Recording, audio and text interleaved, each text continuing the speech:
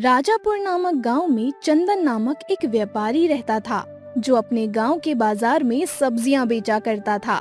आइए आइए, ताजी ताजी सब्जियां ले जाइए। आलू, कद्दू, टमाटर, जो मन हो पका कर खाइए। आइए आइए।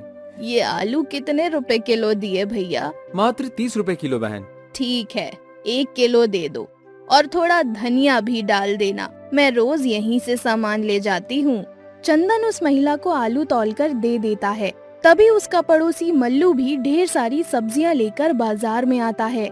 मल्लू को देख चंदन गुस्से से बोलता है, ये दुष्ट मल्लू आज सब्जियां लेकर भी आ गया। कॉपी कैट कहीं का। जो मैं बेचता हूँ वो ये भी बेचने लगता है। परसों जब मैं सेब लेकर आया था तब ये भी सेब लेकर आ गया था। कल जब मैं कपड़े लेकर आया था तो ये भी कपड़े लेकर आ गया था। और आज ये सब्जियां। ना जाने ये दुष्ट मुझे चैन से खाने कमाने क्यों नहीं देता। तभी उसका पड़ोसी मल्लू चंदन से बोला, क्यों चंदन भाई, बोनी बट्टा हुआ या नहीं, या सुबह से मक्खियाई मार रहे हो?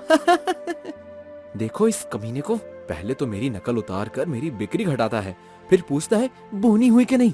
दुष्ट कहीं का। चंदन निराश होकर खाली हाथ अपने घर चला जाता है, जहां उसकी पत्नी झुमकी उससे बोलती है, क्या हुआ जी, आप खाली हाथ क्यों घर आ गए? सारी सब्जियां बिक गई ना? क्या बताऊं भाग्यवान, उस दुष्ट मल्लू ने आज फिर मेरी बिक्री नहीं होने दी और सारे बाजार में ये गलत खबर फैला दी कि मैं सड़ी हुई सब्जियां बेचता हूँ। इसलिए कोई भी ग्राहक मुझसे सब्जियां ना खरीद कर मल्लू से ही सब्जियां खरीदने लगा। आप भी ना बहुत भोले हैं, इस कमकल वाले दुष्ट मल्लू को भी सबक नहीं सिखा सकते। तभी झुमकी की नजर अखबार पर पड़ी, जिसमें राजापुर गांव में एक विशाल साइकिल रेस होने की खबर छपी हुई थी। वो खुशी से चहकते हुए बोली, ये देखिए जी, हमारे गांव में पहली बार साइकिल रेस होने वाला है, जिसमें बड़े बड़े हीरो हीरोइन, नेता परेता सब आएंगे और ये साइकिल रेस हमारे घर के पास से होकर ही गुजरेगी। हमारे गांव में साइकिल रेस हो या गाड़ी रेस, उससे हमारी जिंदगी में जो मल्लू नाम का राहु बैठा हुआ है वो तो नहीं हटने वाला ना। अरे आप समझे नहीं, सोचिए, अगर हम अपने घर के बाहर कोई दुकान खोल लें तो इस साइकिल रेस में हजारों लोग आएंगे और जितने ज्यादा लोग उतनी ज्यादा बिक्री और उतना ही ज्यादा पैसा। हम साल भर काम करके जितना कमाते हैं उतना तो हम एक ही दिन में इससे कमा लेंगे। मल्लू की पत्नी रज्जो चंदन के घर के बाहर छुपकर सारी बातें सुन रही थी।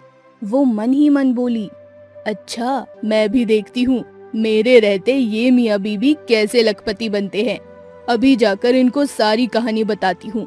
ये दमदार खबर सुनकर तो वो बहुत खुश होंगे और हो सकता है मेरी जासूसी की तनख्वाह भी बढ़ा दे।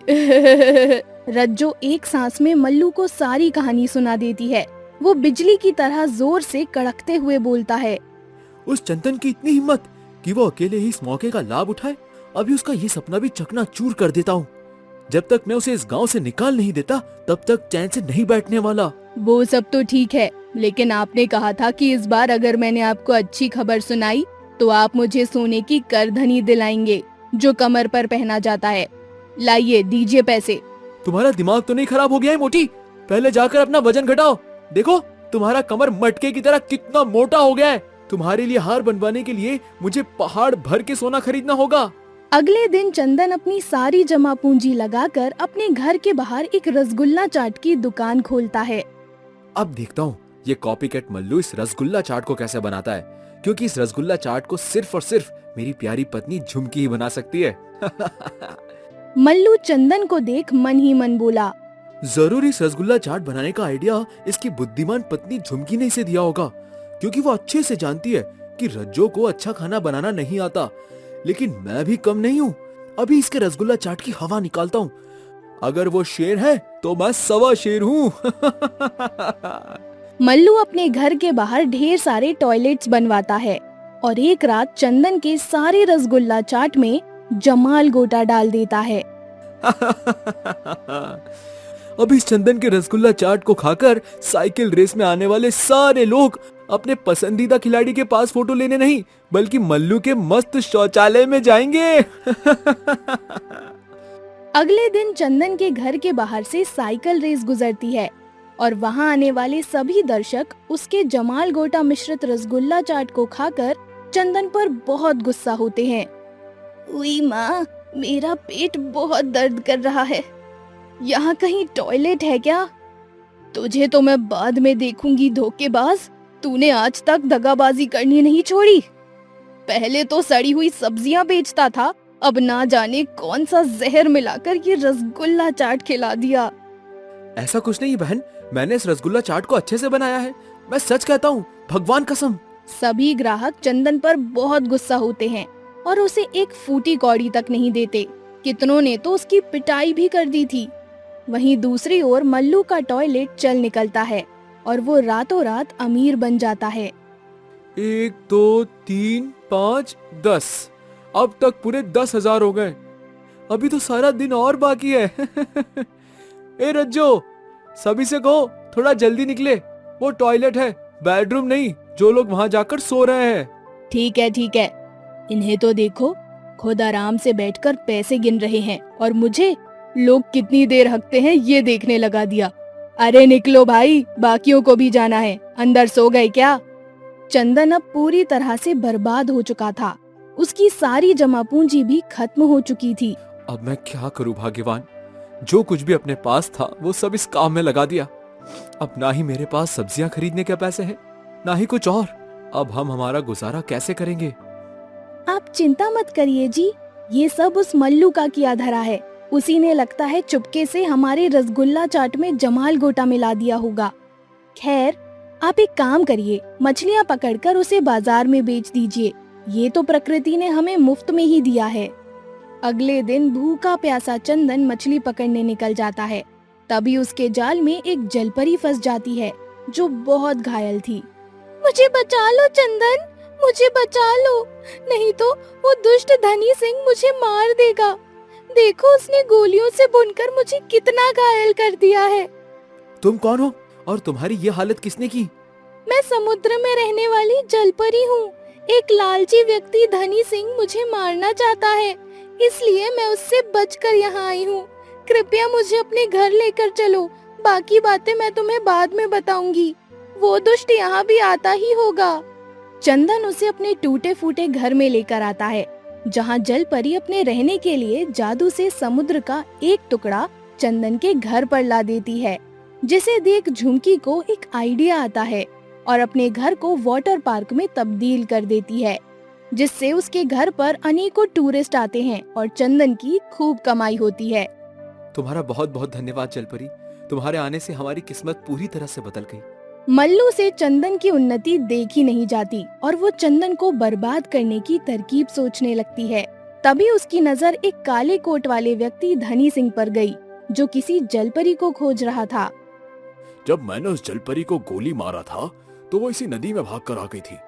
हो ना हो इसी गांव में कहीं छुपी होगी वो। उसे तो मैं हर हाल में ढूंढ कर ही रहूंगा। क्या हुआ भाई, तुम किसे खोज रहे हो? तुम्हारा पर्स गिर गया है क्या? धनी सिंह बताता है कि एक जादुई जलपरी, जिसे समुद्र के एक बहुत बड़े खजाने का पता मालूम है, वो उसे पकड़कर उस खजाने को प्राप्त करना चाहता है, जिससे वो माला माल हो सके। तभी मल्लू चीखते हुए बोलता है, वो जलपरी तो मेरे पड़ोसी चंदन के घर पर रहती है। ओ, अब मैं समझा।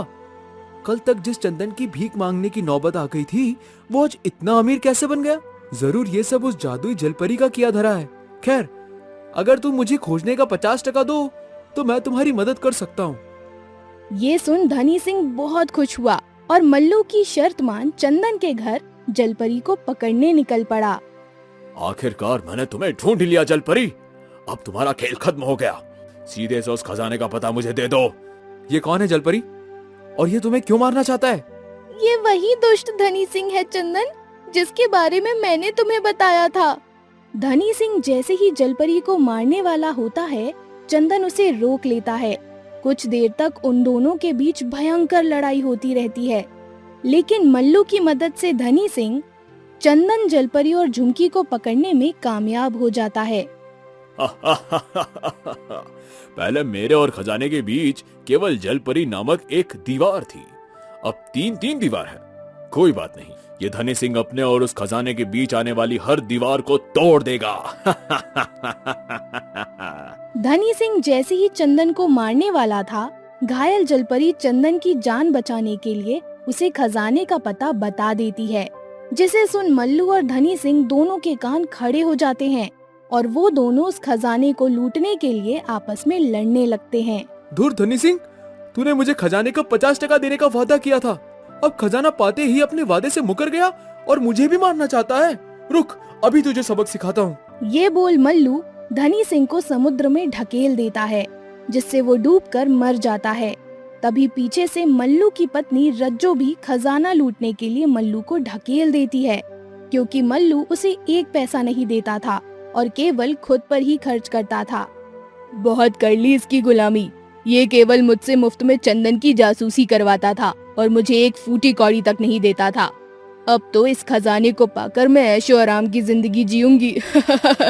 ये बोल रज्जो भी उस समुद्र में कूद जाती है और तैरना न आने की वजह से उस खजाने तक पहुंचने से पहले ही दम तोड़ देती है। वो तीनों ही अपने लालच के कारण समुद्र में डूबकर मर जाते हैं। तभी जलपरी वो खजाना चंदन और झुमकी को सौंप उस समुद्र में जाकर हमेशा हमेशा के लिए गायब हो जाती है। चंदन और झुमकी उस पैसों से एक बहुत बड़ा जादुई जलपरी वाटर पार्क खोलते हैं और खूब पैसे कमाते हुए हंसी खुशी से रहने लगते हैं।